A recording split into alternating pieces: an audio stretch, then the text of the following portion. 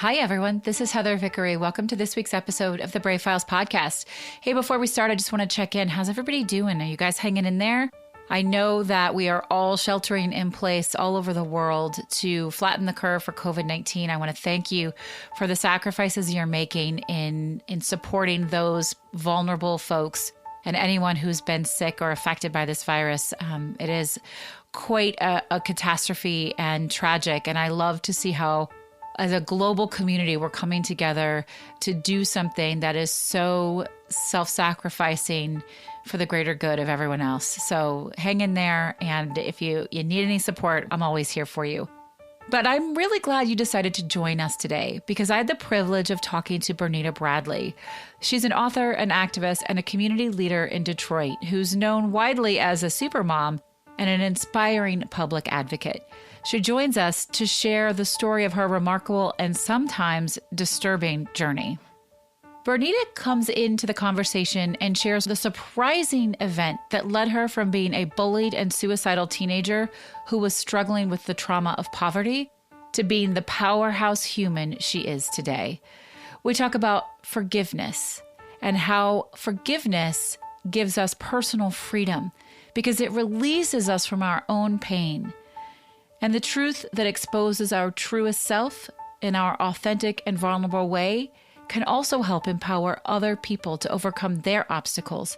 And that when you decide to be part of your own brave journey, you will inevitably find your answers most regularly within yourself.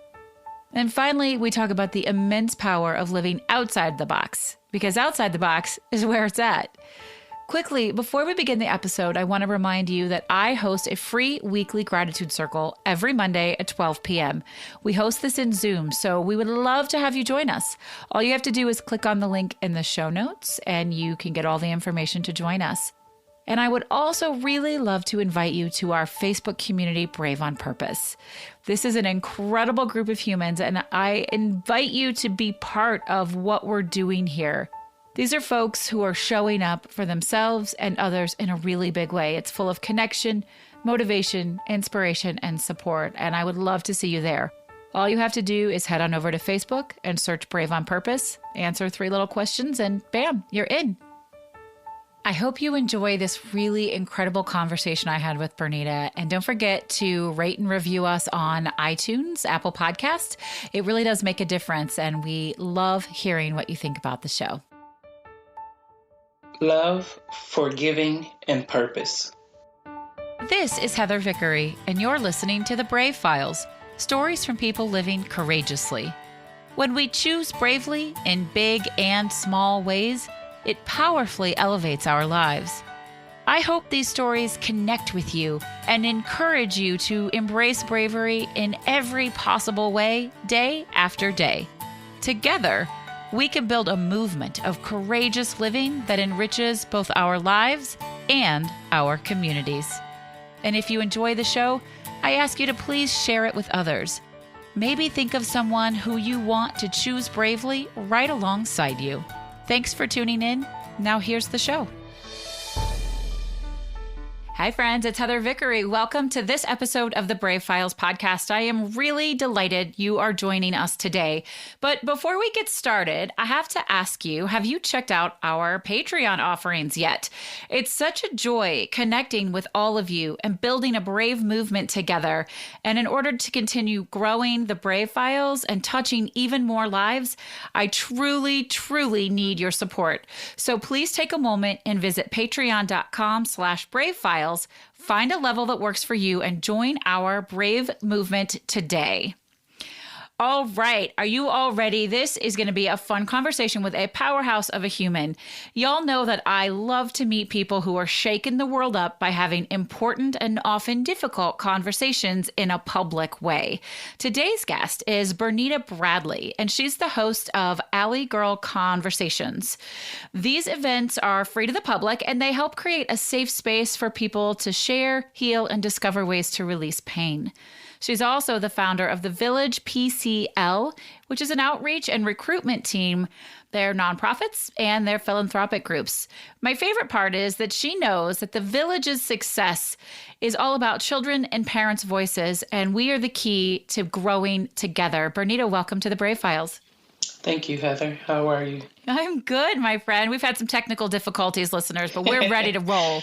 Right. We're ready to roll. So this conversation has been months in the making. We've played a little cat and mouse game, and I'm so excited to finally have you here to tell our listeners really what you do. So what is the Alley Girl conversation all about? What are you doing over there in Michigan? I actually have safe space conversations with community members. They're all free. It started way before my book. Actually, I never expected to incorporate my book in the Alley Girl conversations, but it just came from a fact that women need spaces that they just come neutral, right? Like there's no pressure, there's no work involved, there's no conversation around, hey, how do you need to develop yourself better or something like that, right? Just a space to just be open and come flawed as we are, or come as free as we are, and just love on one another. I think that's great. Yeah, one of the main premises behind it. So it has like a couple of rules when I host it just for women. Like there's really no technology, and the technology is key to make sure people are unplugged and that they're in tune with other women in the room for just that hour, right? Or those 2 hours. There's no men allowed and children, and you have to meet a stranger. If you come with somebody, you can't just interact with them. You literally are like split apart. You have to interact with other people. I love that. So what is an Alley Girl conversation like? You're forced to talk to other people. What's it feel like when you're in that space? Two things. It feels a little bit bewildering because nobody really knows what the topic is. We don't broadcast like a topic or anything. We just kind of go with the flow of the room. I usually start from something that I've interacted with in life. One day, my thought was there was a young girl who literally was walking down the street and you could see her underclothes through her, and I just thought to think like all the young girls that was with her, nobody thought to tell her like, hey, wait a minute, like, so I thought like, am I my sister's keeper? Me, one day I was in the store and I literally walked around Walmart all day with my dress up the back of my skirt. Up the back of my stockings, and nobody in Walmart said anything. I got outside of Walmart, and a lady came up to me and said, "Oh, baby, like, oh, your whole backside is showing." And I just was really like, wow, the things that we do, right? And nobody really just taps you and say, like, I'm my sister's keeper. Like, hey, this and that is going on with you, whatever. Not in an offensive way, but in a nice way, right? So just that was one of the conversations. And that went so far to just think about how we engage one another. Something as simple as that to as extreme as suicide and sexual assault.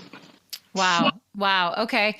I love that so much. So how do you let people know that this is available to them? How do you get people in the space? Yeah, so we started literally about 5 or 6 years ago with just a few people, and we kind of gave them the ownership of inviting a new person every time they came.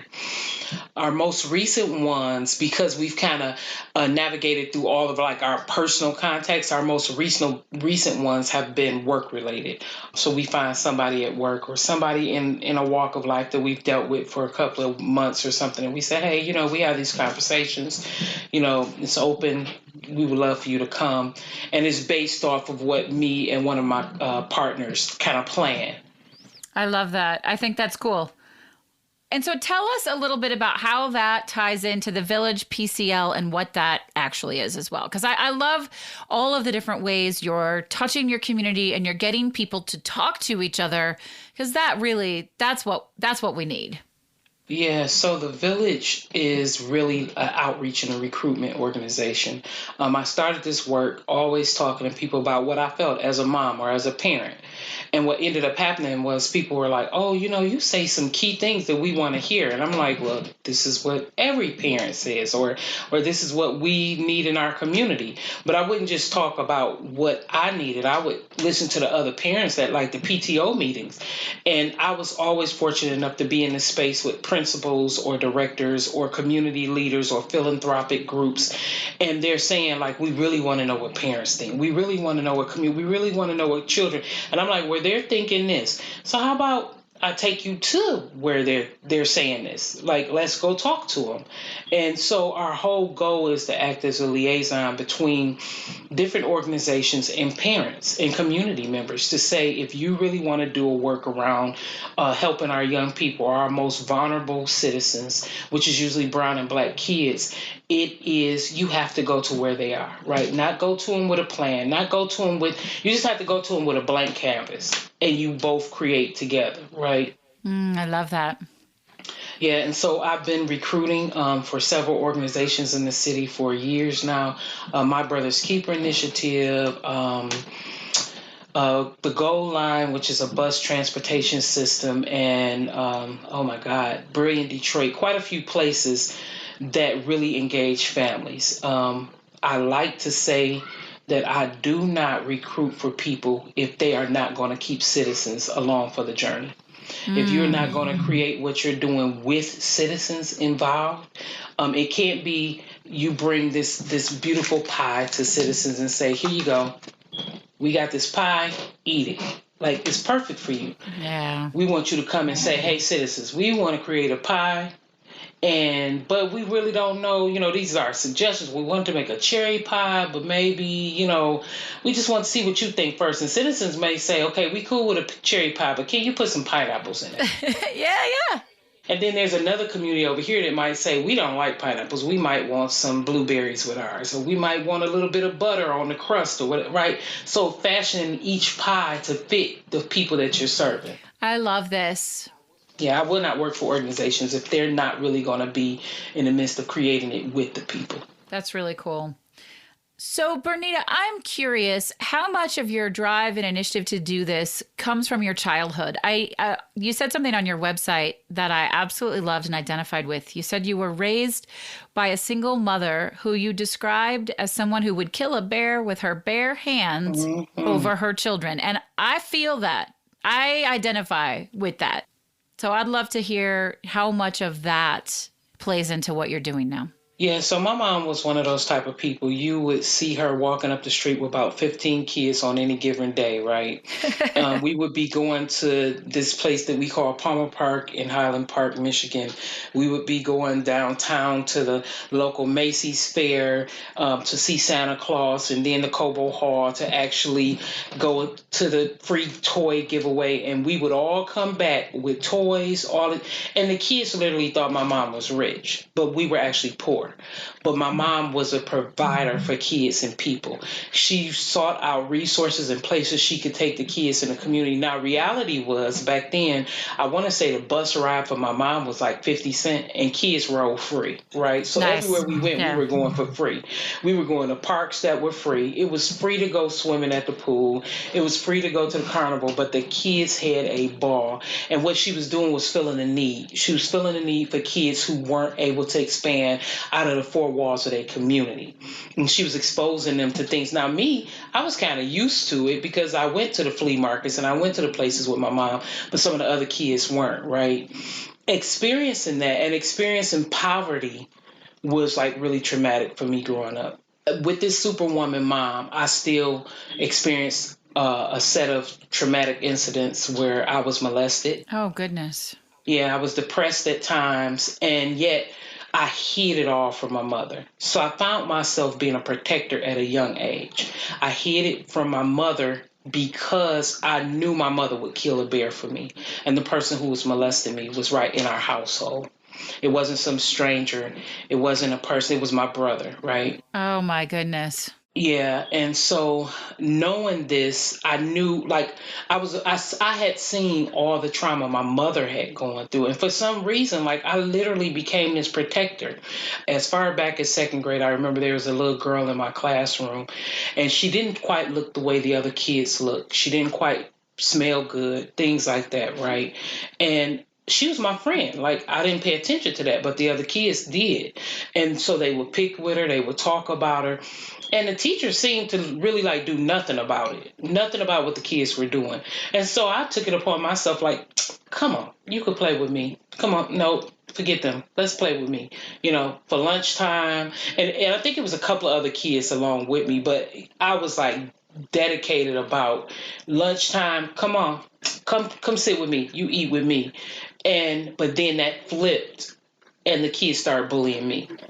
And so the only thing the kids could do was talk about my weight. They talked about me being fat, things like that. And that, from second grade up to maybe about sixth or seventh grade, got really extreme bullying, where the kids literally were fighting me. Like, I'll never forget standing in front of a store, and this young guy named Alex called my name. And when he called my name, I turned around like with this little like, oh, hey, yeah. And a snowball hit me dead between my eyes. Oh, my goodness. The hardest snowball. And I would never forget at that point saying, nobody else is going to bully me again. And so I really became like angry and resentful, and everything from that point now was I was on the defense for myself all the time. It was like, what, you looking at me? What? And I didn't like that. Like, I didn't like feeling like that. I didn't like those reactions from myself, because that's not who I was. Like, I turned from being this kid who's just always curious about stuff to just defensive all the time. And so at the age of 15, I attempted suicide. Oh, Bernita. Yeah, so I planned it for a long time, and I never told my mother. I never told any of my friends. I never did anything. And to this day, my friends, when they read my book, they were so shocked that when they saw all the things that had happened in my life, knowing how my mother was and knowing how people looked at our household, because there was friends that literally thought we were rich, like I said, and they thought we were in like this perfect household, but they hadn't seen the trauma of the years of even my mother's life, and her leaving us in care of people that she thought had our best interests, literally. And that was all she had, because she had to work. She had to go to school, or we would have been homeless like the rest of her siblings. So seeing all of this stuff made me just like, I'm checking out. I'm done with this thing called life, and I'm out of here, right? Heather, my biggest goal for a year was to die. Wow. And that was at 14. And for my 15th birthday, that was my plan. By the grace of God, I was not able to accomplish it. Ended up going to Home for Girls and a psychiatric ward. When I did, I really, really saw a difference. Like, I saw something in me that was like, all the other kids in the psych ward were calling me mom or either auntie, right? So now I'm here for me, like trying to deal with me, but all these other kids, I'm like they're talking to me about their issues. And I'm like, hey, like, wait a minute. Like, I'm not mom, I'm not that old. Like, why are y'all talking to me? But it was always like this drawing to me from other kids. And I was interested. I really was interested in them. But I felt like, how can I help them? But I can't. But I feel this way about myself, right? And so, again, my mother still was, she put us in therapy. She was trying to figure out what was going on with us. But I never told her. And over the course of time, helping other people, church, and talking to doctors really helped me. It helped me really think through who I am as an individual. Now, that depression carried over into adulthood because there were still things I hid. And hiding those things, I hadn't addressed my brother. I hadn't addressed the bullying issues, none of that. And so I started eating, Heather. I just food was my solace. And it was like, that was my comfort place. I could do that, and nobody could control that, right? And it tastes good. And so even to this day, I have to try to program myself to say, wait, like, why are you eating? Like, this is triggering, something's going on with you, right? But at the age of 30, I'm 49 years old now. At the age of 30, I had started writing this book. So mind you, my book I started at the age of 15. I let a teacher read it, and the teacher was she called me back in class, and I thought I messed up. And she said, this is really a powerful story. You need to let somebody know this. And I told her, well, no, I can't. She made me promise one day that I would finish the book. When I was 30, I used to do hair. So I was doing one of my doctor's hair, actually. And she made me promise that I, again, would tell the story. But she said, you can't tell this story till you tell your mother. Yeah, that's true. Right. So finally, I ended up telling my mother. And when I told my mother, it ended up like kind of breaking her heart, but giving her this release also, because she thought for years it was something wrong with her. She said, I tried everything. I knew like something was going on with y'all, but I just didn't know what it was. So anyway, moving forward, about 2 years ago, 2017, quick ending of why I completed my book. I went to Washington for work. Flew my daughter into Washington that weekend, and that Monday I was going to go to actually Washington to listen to my cousin talk about rare diseases at the Capitol. I get there, Heather, I'm walking in the room, I'm late, I rush in, and as I'm rushing in, this person walks towards me, and he looks at me, he says, hey, Nene, this is my nickname, hey, Nene, oh, you probably don't even remember me. You ain't seen me in years. And I looked at him, and all I could think was, how don't I remember you? You the person who molested me when I was a child. So outside of my brother, the babysitter was actually molesting my brother and myself. The babysitter's brother. And so, but he was the babysitter also. So anyway, I looked up at him, and I was shell-shocked. Like, I realized I was still his victim. I was still that little girl, shell-shocked, could not do anything. My daughter was with me, and my daughter looked at me and said, are you all right? And he looked at me, noticed the look on my face, and he walked away from me. And my daughter, when I tried to sit down, my daughter looked at me and she said, are you okay? And I said, yeah, I'm all right. But it was like everybody else in the room disappeared but him. He walked back up to the front, and all I kept thinking was, God, like, why you let me come all the way to Washington and run into this man? Like, I haven't seen him since right. Why? And so anyway, moving forward, my daughter looked at me. She said, that was him, wasn't it? I said, yeah, because I had told my daughter about this man before, right? But she had never seen a picture of him or anything.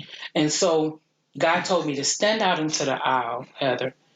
He was coming back up, and he said, this is your time. I brought you here for such a time as this. And he said, tell him you want to talk to him outside. And I said, I need to talk to you outside. He looked at me. He said, what is it? I said, I need to talk to you outside. And I walked towards the door. He went to reach the door and open the door for me. I told him, no, I got it. Opened the door myself, walked out into the aisle. And he stood there. He went to reach for my shoulder. And I just shrugged away from him like, nope, don't touch me. And I said, I don't know why I have to do this. And all the time it was like God was playing this recording in my head. And he told me, you just say the words that I tell you. I got you. And he said, I told him, I said, I don't know why I came all the way to Washington to run into you. And I don't know why I have to do this. But I just want you to know that I remember. I remember everything from my childhood. And I remember what you done, and I remember how it affected me. But I had to tell you I forgive you. Wow. That was the hardest thing I've ever done in my entire life. And I remember playing in my head, like asking God, like, this is not right. Like this, and God just kept telling me, I brought you here for such a time as this. And I looked at him and I said, I forgive you. I said, I don't forget what you did, but I forgive you. I forgive you. And I said, that's it. Like, I don't know what else to say. He looked at me, he stepped back, and he said, when I was younger, I did a whole lot of, excuse my language, Heather. He said, I did a whole lot of stupid shit, but I could have did worse. That was his exact words to me. And I looked at him and I was like, wait, whoa. Like, I expected him to be like, oh, I needed that forgiveness. I'm sorry. And in that moment, I got back angry, and God immediately pulled me back and told me, no, I brought you here for such a time as this, not for him. I'm going to handle him. I brought you here for your deliverance.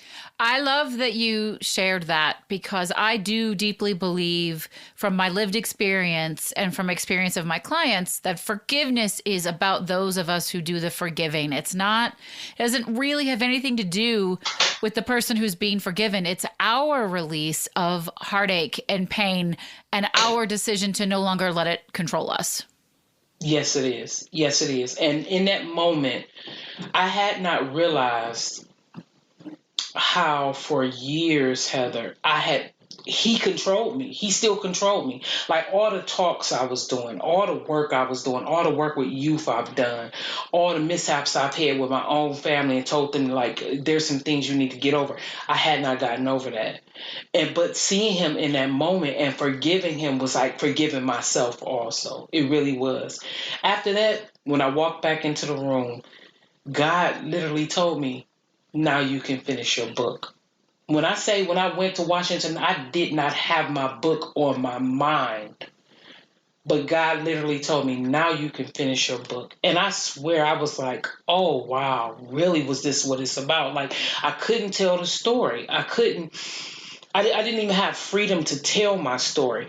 And what I didn't understand, in not telling my story, I'm not giving others freedom to tell theirs, because other people were seeing me. They were seeing me in this limelight, this low-level limelight in Detroit, where I'm just like, always out here bringing other parents along. Come on, let's go. We've championed and fought laws to get our superintendent's jobs back, and we've done it. And people see me as this like super parent. And I tell people all the time, like there's even a story in my book about ripped capes. And I tell people like we all got ripped capes. You just don't see them as we fly past, because you're so focused on the superhero, you don't see that we got these tattered capes that have been ripped and frailed by sex, by betrayal, by rape, by divorce, suicide, and all of this, but we're still flying anyway. But for once, we got to stop down and we got to land and let people see the rips in our capes. And that's what I was doing by writing my book, letting people see those flaws in me, so that they can understand. Oh, you flawed too? Like oh, I can do this too. Yeah. So it's empowering, right? Even like you telling stories, you allowing people this space to tell stories. This is empowering. Like this is what we do to heal. This is what we do to help one another heal, to let one another know, like, I don't have all the cures. I'm not the cure. God told me years ago, you're not the cure, you the plug. Like, I'm just the plug. I'm just that liaison between you and your healing. But you got all the answers you need within your own self. Yeah, I think that's a really great lesson. I do believe we all have the answers within ourselves. And sometimes it's just quite a journey to figure that out. And whether or not you believe in God or the universe or nothing, you still have the answers. They're there for you if you want to seek them out. Bernita, you've been through all sorts of hell, for lack of a better term, and come out to still be somebody who's so engaged in helping the community grow stronger and helping youth grow stronger. And I would be curious to know, outside of your own personal struggles with what you just shared, what's been the most difficult thing as you've built the Alley Girl Conversations and the Village PCO?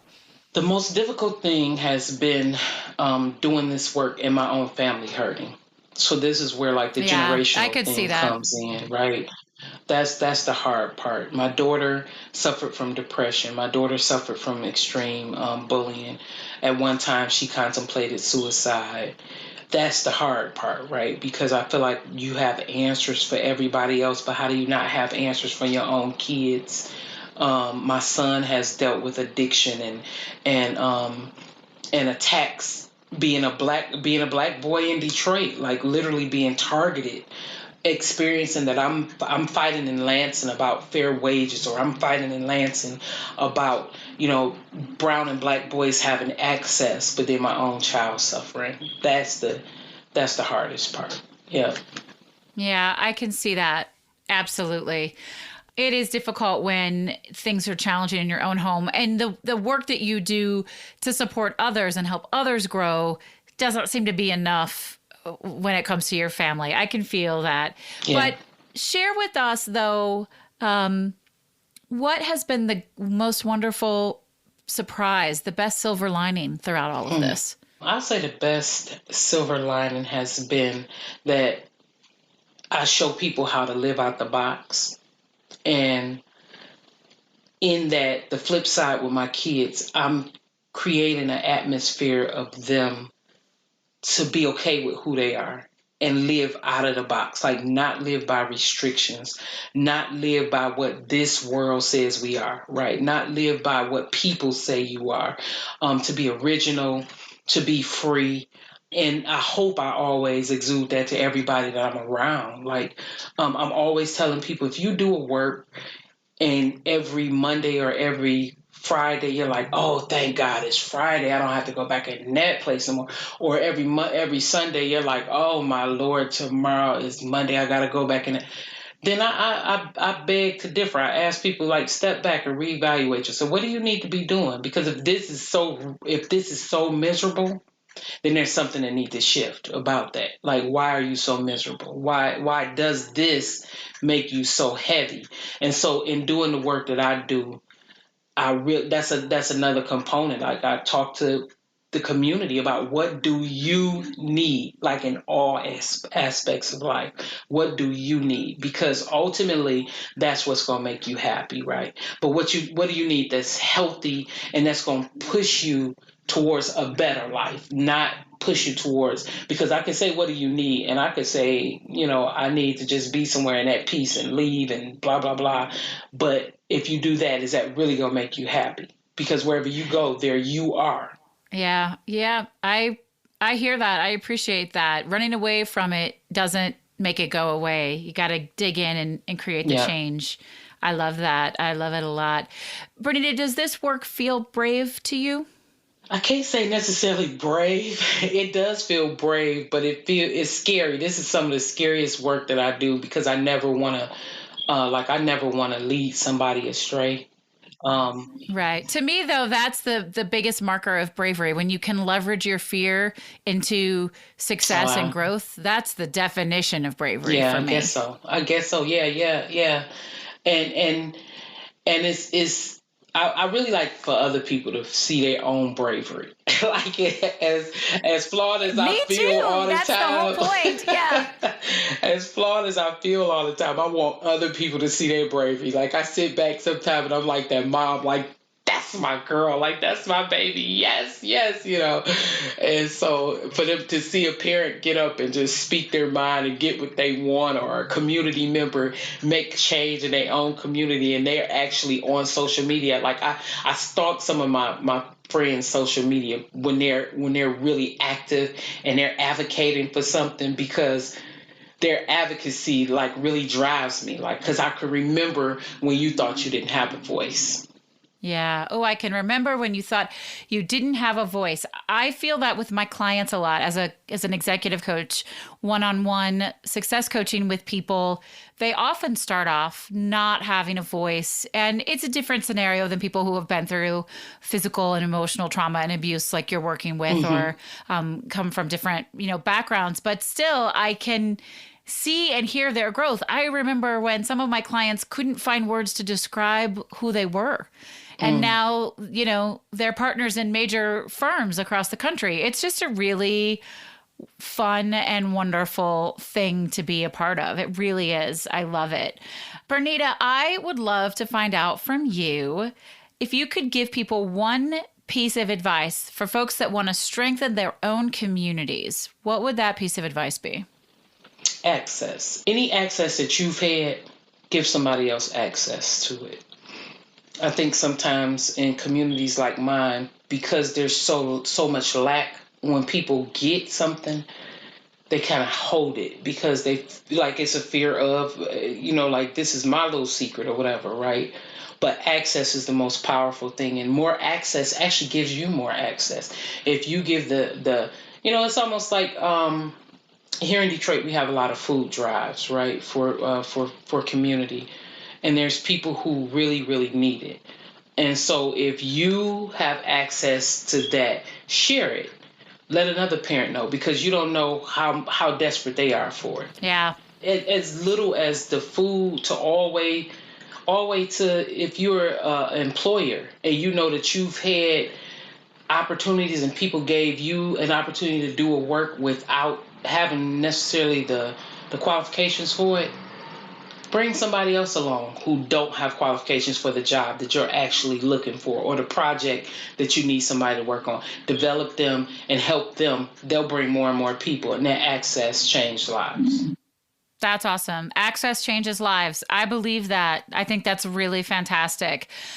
Just a couple more questions. We only have time for a couple more quick questions, but it's such a great conversation. I love what you're doing. Your growth and your understanding of self and self-forgiveness to live through all of that is such an inspiration. And I would love to know how you celebrate when you feel something has been a win or a success or just something feels great. Oh, okay. I would say honestly, Heather, I'm working on that, right? Like, being a person who survived so much trauma, I'm really in the last 5 years working on celebrating myself. So I'll do something like I bought myself a motorcycle last year, and so I'll go riding on my motorcycle, and that's my way of celebrating. Just the open road, me, no noise, just all I hear is the wind in my ears. Or I'll go to the gun range, or I'll literally celebrate by celebrating somebody else's success. But I'm working on it. I really am. I'm working on learning that. Well, I love that you do it by helping others celebrate, but I would definitely encourage you, my friend, to, even if it's just quiet reflection, for me, it's often a big dance party. When my book became bestseller on Amazon, my Grow Grateful Gratitude Journal for Kids and Families, there was a big dance party happening up in my house. Let me tell you that. Exciting thing. So find a way to celebrate, because that just gives us the energy and the push and the momentum to do the next big awesome thing. So I hope you'll do that. And I hope you'll stay in touch with us and maybe call into the show or let us know somehow on email or Facebook or whatever, how you've learned to celebrate, because I think the listeners would love to hear how you're growing. Yeah. Thank you for that. Well, the last question we have time for, and this is probably going to be a hard one for you, but I'd love to know what your favorite charitable organization is to support. PBS. I don't even know why I'm sitting here pondering that, right? PBS. So I'm the CAP chair for Detroit Public Television, and that's Community Advisory Panel chair. Again, bringing voice to the community, from the community to Detroit Public Television, and they are my favorite organization. They're doing some great work with parents on the ground here, work that a lot of people don't know about. Yeah, so they would be my favorite. I love that. I think that's great. All of those organizations are so important. They'll get to be our charity of the week. So we thank you for sharing with them. Yeah, we're going to give them a little love. And listeners, whatever you can do, however you can support them, even if it's just liking a Facebook page or sharing an Instagram or a tweet, give them a little love and help them grow, because we are the roots of a healthier community globally and also locally. Bernita, can you share your 3 words with us one last time? Yes, I have love, forgiving, and purpose. Those are beautiful words. And all of them, we talked about all of them. I think they're magical. I really appreciate that you led with love, that wasn't the destination. It was always the root, the core of all of the work that you've done, your internal growth and everything for the community. So Bernita, thank you so much for being here with us. Thank you, Heather. Listeners, I say it every week, and I'll never, ever stop saying it. Coming together as a community on the local level is the only hope we have of building a stronger and a more sustainable world. If you're not already having these types of conversations and working with organizations like Bernita talked about, please start today. I call upon you. We are not in a phase of life throughout all of history, all of life. We are not in a phase where we can sit by idly and not get involved anymore. It is time to be an upstander, not a bystander. So please go out and get involved in your communities and have these powerful conversations. This is an exciting time for all of us. And we want to hear how you're doing that, how you're choosing bravely, how you're engaging with people. Give us a call at 312-646-0205 and share that with us. And remember that I believe in you. I'm so glad to have you as part of our Brave journey and Brave community. So this is Heather Vickery reminding you today and always to go out and choose bravely. Today's show was brought to you by Audible. Audible is offering our listeners a free audiobook with a 30-day trial membership. Just go to audibletrial.com/thebravefiles and browse their unmatched selection of audio programs. Download a title of your choice for free and start listening. It's that simple. Just head to audiotrial.com/thebravefiles.